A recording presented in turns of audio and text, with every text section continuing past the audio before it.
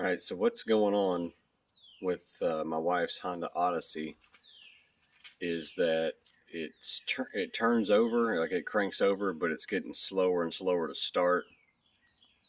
So let's see how it does right now. I borrowed a friend's scanner, so I'll hook up his scanner, but I just want to see how it cranks up while it's cold, because I've witnessed my wife try to crank it up while it's hot, and yesterday it probably took about 3 seconds for it to crank. So it starts up fine, cold.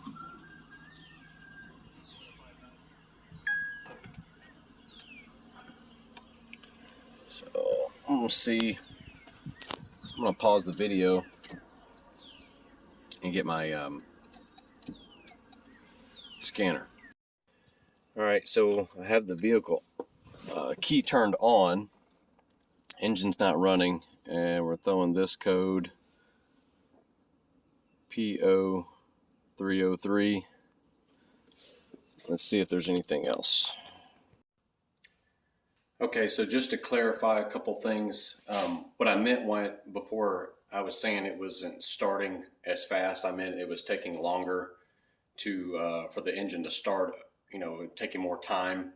I knew it wasn't a battery issue because I just put a new battery in it and I'd already tested it before I started making this video. I knew it wasn't a battery issue. And then the other thing was that once it ran the code, it was P0303, and that was for a misfire on number 3 cylinder. So in this next part of the video, I just go ahead, and I'd already gotten the spark plugs. My wife made some errands, came back, and then I just want to go ahead and I went ahead and just got all 6 of the spark plugs. I wasn't sure how we bought the van with, I think, 90,000 or 100,000 miles on it, and we've put about 30,000 miles on it. Not sure when those spark plugs were replaced, so I just went ahead and bought all 6 just to replace them anyway, depending on no matter what the condition they were. So in this next part, I'm going to show you how to remove the coil packs. Okay, so my wife came back. I've taken the front cover off. All you need is a flat blade screwdriver. I've been letting it cool off. Ran up to AutoZone, got the spark plugs, and I'm going to go ahead and start taking the coil packs off. And the way you do that, just take your finger, push that down, and then pull these. I've already done the ones on the back. You kind of have to do them blind unless you got like a mirror or something. But you just follow the little wires here. I'm assuming that's the coil that I pull. Yeah, that's the coil. I don't know why that one's white right there. This one's black. So I've got all those loose. I'm going to pull these loose, and it looks like you take a 10 millimeter. And I'll show you what tools I'm going to use to do that. Okay, the way I'm going to try it, I'm going to put my 10 millimeter on a 1/4 inch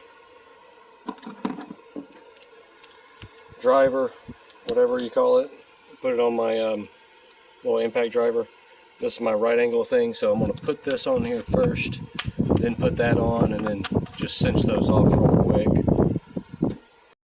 Okay, so I went ahead and pulled the first one off. It went really well until I dropped the piece. I didn't drop the nut, which I was scared of, but I dropped my 10 millimeter down there. You see it right there?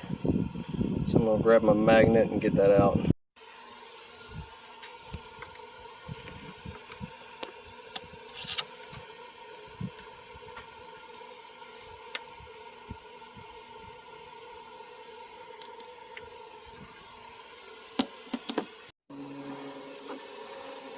I'm just going to use this tool right here, little right angle, to back these off real quick. I've already gotten the ones off the back. This makes it a lot faster and easier. I can just take this, keep this nut right in my hand there.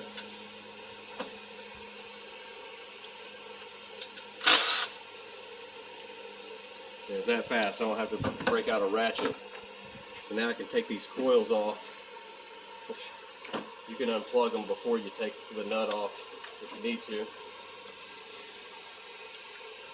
And now the coils just pop right out.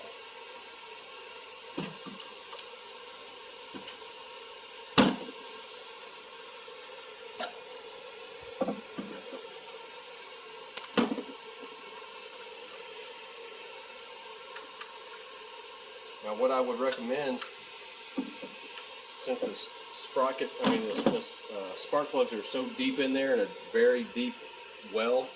Here, let me see the camera. Take some compressed air if you can and shoot down in there to blow out any sand or dirt that might be in there. That way when you bring the spark plug out, no sand or dirt goes down into the cylinder. Okay, this isn't even out of the cylinder that was throwing the code, but you can see the difference between the two. So, this was either out of number, I don't know what cylinder it is, probably number 1, but that wasn't even the one throwing the code. You can see how that electrode's worn down pretty good.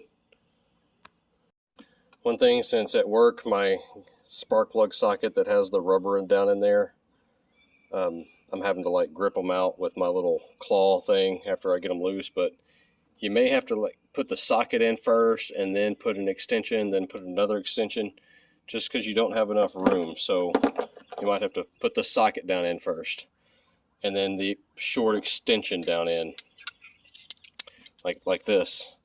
I had to put that down in there and then push that down in there, and then the second one down, just so you can spin it out. And as you remove it, you might have to remove the first extension, then the second extension, then the socket, then the spark plug. One other thing, put some Loctite brand, but any brand, anti-seize on the threads of your spark plug.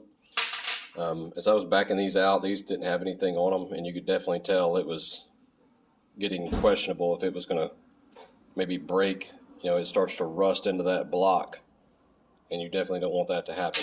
So this will prevent that from happening. And another thing, my rubber is not in the socket, so to extract it, I'm having to put a piece of electrical tape inside of the socket.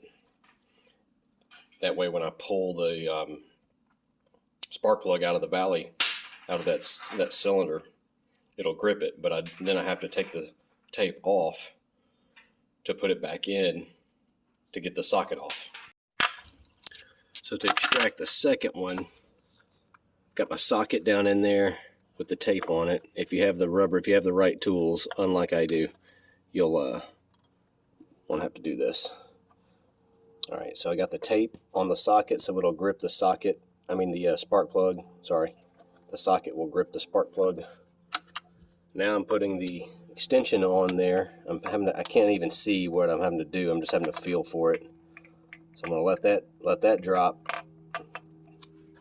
And now I'm getting a longer one. And putting that back in there. And I can twist to put that on the extension. Rotate slightly till I feel it, and now it popped onto the spark plug.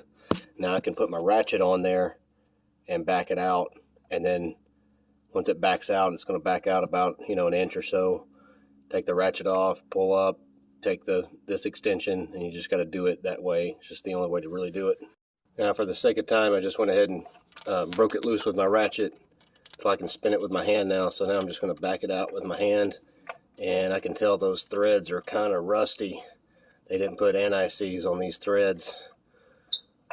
I can hear it squeaking. I can feel it I can feel the resistance. If you put anti-seize, you won't have this problem in the future.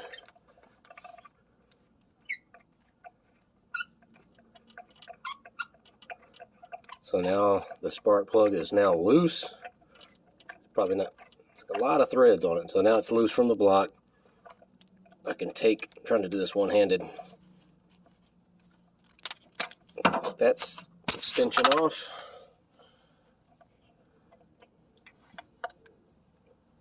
And there's our spark plug. Yeah, see how dry those threads are? So now I took one piece of tape off. I have a little bit of resistance, but I don't want it to have too much to where the extension, the little ball in the extension, will not have enough force to pull the socket. So then you're trying to get your socket off of the spark plug if you have too much tension on it. So now I'm going to flip this around. I'm going to do this one-handed. And one good thing about those deep wells that those spark plugs go into is if it kind of drops down in there, you're really not going to hit the, change the, it fell a little bit, but it shouldn't hit the little prong on the spark plug. So I'm starting it right now by hand, getting good threads. Also, those deep wells also kind of help line it up pretty good. But you just kind of want to. So it's going so easy now that it's got some anti-seize on it. So now all I have to do is I'm just going to twist this down, and then once I get to the bottom, just snug it up with my ratchet. All right, so I'm going to cut in again. While editing, I saw this, and I know this is a controversial topic with some about putting anti-seize on spark plugs. Number one, don't put a whole lot on it. You don't. I just kind of glaze over it real lightly over the threads. I didn't go over that in detail. But the main thing they say about not putting anti-seize on is, one, not putting too much, because you might get it on the electrode and it might cause some damage there. But the main reason, if you look it up, that most manufacturers like NGK say not to put anti-seize on their spark plugs is they're scared you're going to over tighten the spark plug, because it just makes the threads so much nicer and cleaner. It's like a lubricant. So people over tighten.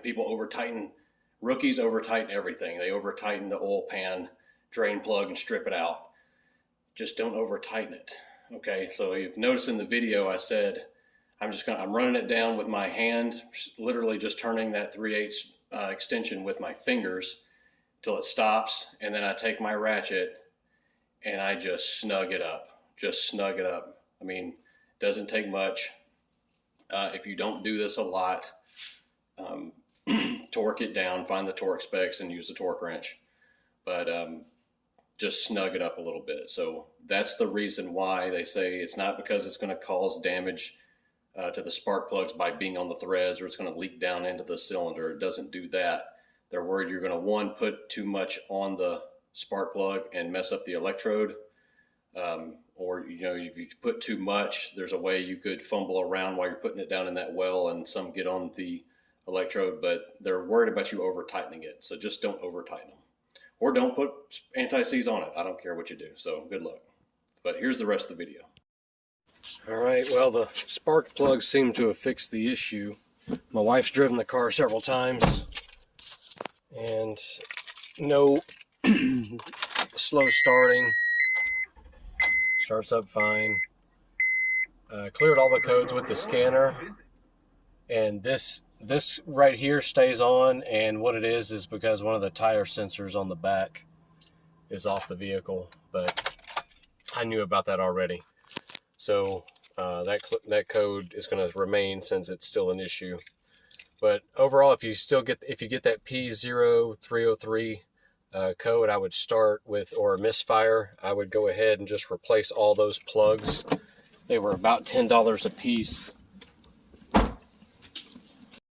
Here's the part number. Like I said, they were about $10 a piece. It was $60, for all 6 of them.